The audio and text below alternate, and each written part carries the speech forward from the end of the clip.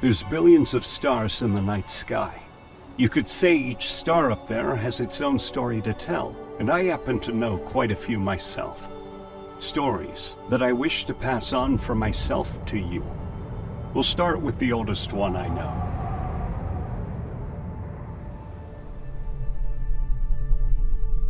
Long before my time, a race of beings came to our galaxy. Their true names are lost to time, but what they came to be known as was etched into the stars forever.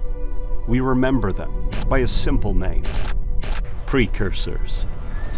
You see, their origins are just as formless as their bodies. All we really know is that they came from beyond our galaxy, with their presence being beyond our comprehension. Their bodies were a constantly shifting form, taking on appearances and biological properties that suited their needs and defied what we understand about the material world. These beings bathed in the gas giants of deep space, slumbered below the gravitational tides of the universe. Our galaxy is not the only one they've visited, for wherever they've traveled, life blossomed. With a simple thought, these beings would move planets, stars, nebulae, and atoms into place. Their grasp was able to hold the blazing elements of creation, to place them in the garden they grew to view our galaxy as. And within this garden, their seeds would soon take root. Lesser beings would sprout and flower, and look up to these precursors as their precious light, their destiny to reach.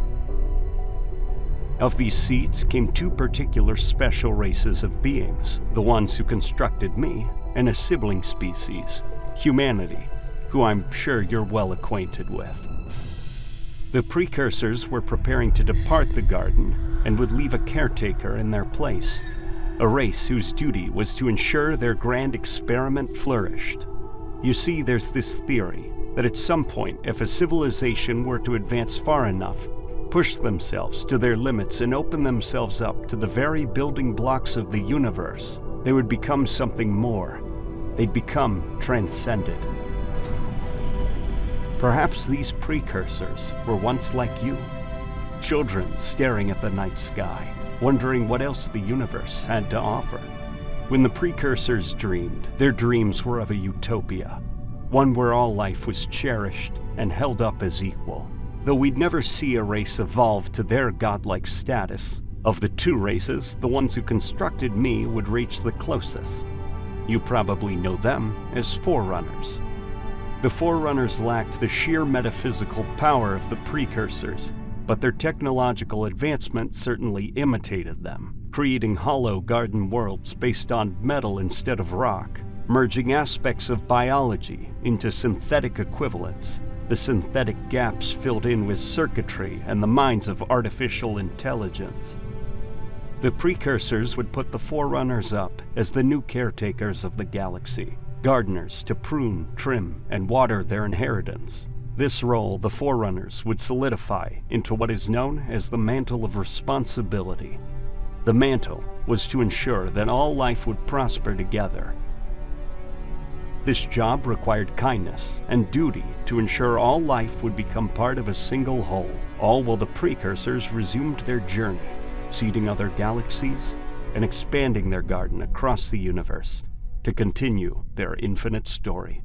Humanity would eventually catch up to the Forerunners and began to surpass them in the eyes of the Precursors. Their ingenuity and their compassion and cooperation with lesser species proved to the Precursors that humanity was better suited to care for the galaxy. Where the Forerunners carried themselves with a self-serving arrogance, humanity acted with kindness and empathy. The Precursors set in motion plans to pass down the mantle to the human race, to make them guardians of life in our galaxy. The Forerunners did not like this. They became consumed by a blanket of jealousy and rage. The Forerunners chased and followed their creators across the cosmos and showed them their wrath, revealing through these sins that their gods did in fact bleed. Absolutely fascinated by this primal anger, the Precursors watched the Forerunners slaughter their own kind. Studying this selfish emotional rage with curiosity, the Precursors marveled at the fury their children displayed as their blood was spilled across the night skies.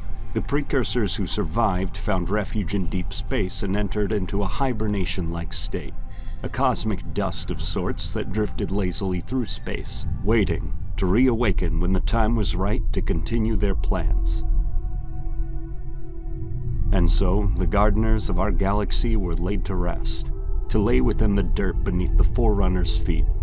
The Forerunners themselves moved on from this atrocity, and, in time, learned to even forget it, completely unaware that the new empire they were constructing was built atop the corpse of their old gods.